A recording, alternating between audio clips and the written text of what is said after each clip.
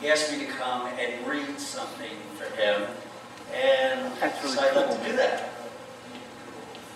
Dorothy, Adam, Jenny, Kim, and all of Bear's friends and family, sadly, I am unable to be with you today in person, but I am certainly with all of you in spirit.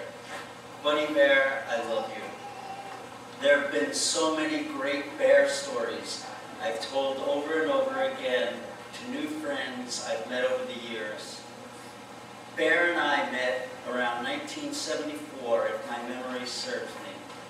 I was working the 6 to 10 shift at KFNY radio in Eugene and got a phone call from a listener who complimented me on my music choice for the radio show. The voice on the other end of the line was both booming and soothing. I know you all know what I mean. Yeah. But the sound wasn't what really made it so special. It was the sincerity that stuck that instant. I like this guy. Bear told me he just moved to Eugene from California, where he had been working at KOME. We talked for a long time that night. In the years that followed, Bear and I used to talk by phone for hours. We used to joke about it, never sure if we sounded more like teenage girls or old hens. I was from New York, a city boy, and Bear grew up on a farm in Kansas. So different, but so alike in so many ways. I loved when he would call and ask something like, "Oh, Cliff, being as you're heading over to the Black Forest anyway, would you mind giving me a lift?" "Beans?" I asked. I'd never heard anyone say that before. We laughed and talked a half hour or more about different expressions people used in Kansas and New York. I'd say, "Forget about it," and we'd laugh and talk for another hour. Fast forward about 35 years, I moved to California and hadn't been in touch with Bear for 5 or 6 years. I called him one evening about a year ago, and not surprisingly, we talked for hours. I told him that he had an open invite to visit any time. He said he would like that. The past few weeks, in my thoughts, he's visited me often, and I like that. Buddy Bear, you'll always be with me. Cliff.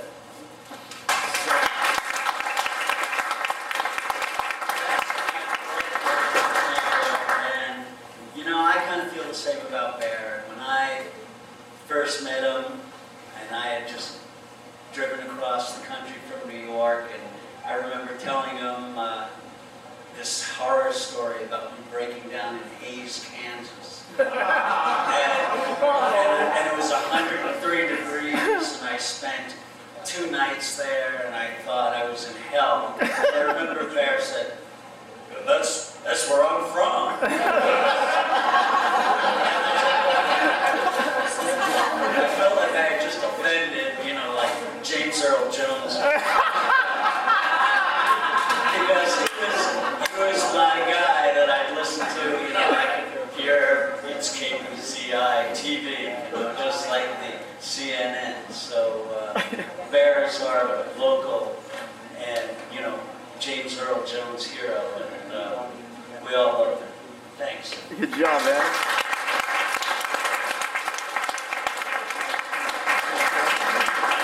And now another alumnus of KFNY and also formerly of KGON in Portland, Martin Christensen, also known as Marty Party. Thanks, Andy. This might take a while. Anybody want to get a drink? Maybe go out and burn one and enjoy yourselves. In the early 1970s, I was a member of the U.S. Coast Guard as a radioman. And in Buffalo, New York, I used to call in the ice reports in the winter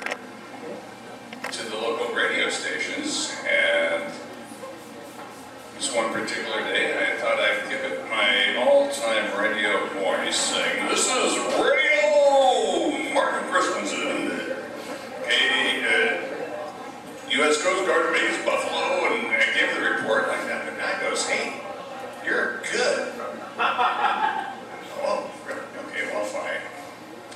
So that kind of stuck in the back of my mind for years. And I wound up in Oregon as a vagrant, I guess. And I had various jobs, and I got tired of working at a ranch and cutting off nuts upstairs and baling hay. And I thought, well, hey, that one guy told me I had a good radio voice, so I sought it out. I thought, well, where can I go develop this talent? Went to Eugene at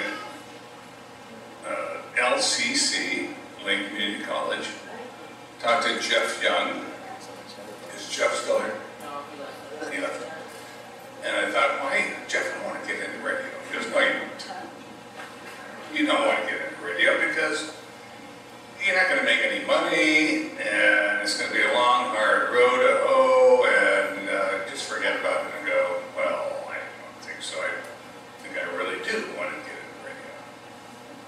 And as I moved to Eugene, one of the first persons I heard on the air was Barry.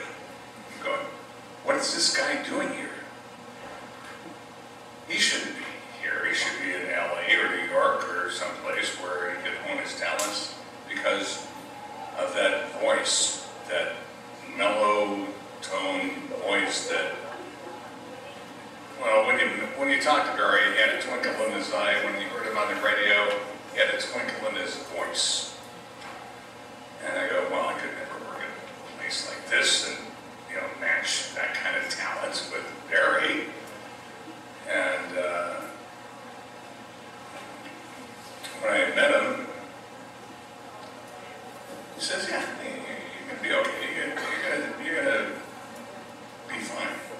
Just get a couple of shows under your belt and, we'll see what you can do. And in the meantime, I heard Jeff Young talking about Iris Harrison in school at LCC. Iris Harrison this, Iris Harrison that. You got to meet her. And I heard her on the air, and I'm going, I got to meet this woman. And so I go, well, what do I have to do to meet Iris? I'll come up to the station, and we can get you in on the intern. So I started writing PSAs, and Iris came up to me and says, are you the guy that's writing these public service announcements? I go, yeah, so he goes, thank you. We can actually read them. They read perfectly. I said, well, thank you.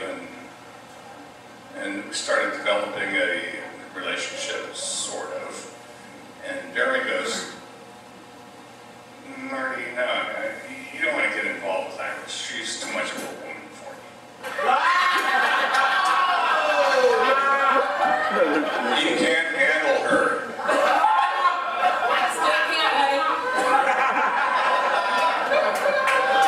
This is one of the things that Barry was wrong about. We've been together for 37 years? 36, sorry.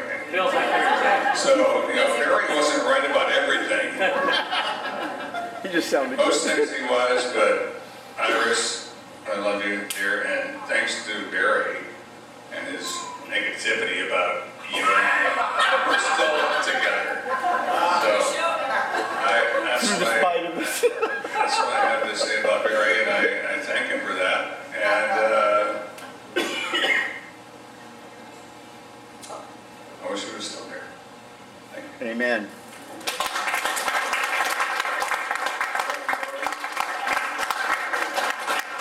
Another thing I come to think about it with Bear, we were always kind of in the same stream of thought when it came to politics, because we were both definitely, probably slightly to the left of Che Guevara. And in the last year, one of the things we talked about a lot on a weekly basis is at the end of the week, we would talk probably for a couple hours about what happened on The Daily Show and the Colbert Report. Yeah. somebody who would watch it as religiously. Of course, when you get older, you'll watch a lot more TV, let's face it. And to show you how great a guy Bear is and how he just likes everybody, you know. I go, how could you like Stephen Colbert? The guy has this incredible fear and hatred of bears.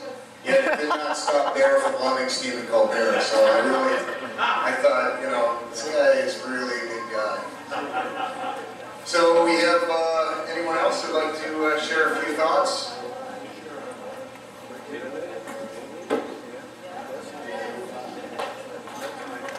Well, I have absolutely nothing to do with radio and broadcasting, so I met Baron Dorothy through Steve and Kathy Tannen, and